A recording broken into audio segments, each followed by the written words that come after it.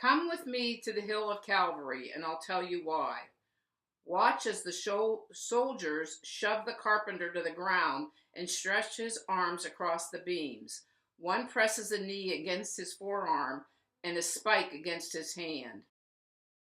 Jesus turns his face toward the nail just as the soldier lifts the hammer to strike it.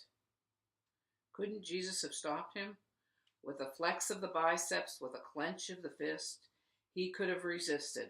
Is this not the same hand that stilled the sea and cleansed the temple, summoned the dead? But the fist doesn't clench, and the movement isn't aborted. The moment continues. The mallet rings, and the skin rips, and the blood begins to drip, then rush. Then the question follows, why didn't Jesus resist? Because he loved us, we reply. That is true, wonderfully true. But forgive me, it is only partially true. There is more to his reason. He saw something that made him stay. As the soldier pressed his arm, Jesus rolled his head to the side, and with his cheek resting on the wood, he saw a mallet. Yes. A nail. Yes. The soldier's hand. Yes. But he saw something else. He saw the hand of God. It appeared to be the hand of a man, long fingers of a woodworker, callous palms of a carpenter. It appeared common, however, it was anything but. These fingers formed Adam out of clay and furrowed truth into tablets.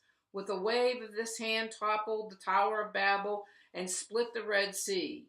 From this hand flew the locusts that had plagued Egypt and the ravens that had fed Elijah. Is it any wonder the psalmist celebrated liberation by declaring, "You drove out the nations with your hand. It was your right hand, your arm, and the light of your countenance," from Psalms 44.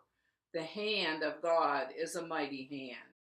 Oh, the hands of Jesus, hands of incarnation at his birth, hands of liberation as he healed, hands of inspiration as he taught us, and hands of dedication as he served, and hands of our salvation as he died. The crowd at the cross concluded that the purpose of the pounding was to skewer the hands of Christ to a beam, but they were really only half right. We can't fault them for missing the other half. They couldn't see it, but Jesus could, and heaven could, and we can. Through the eyes of Scripture, we see what others missed, but what Jesus saw. He canceled the record that contained the charges against all of us.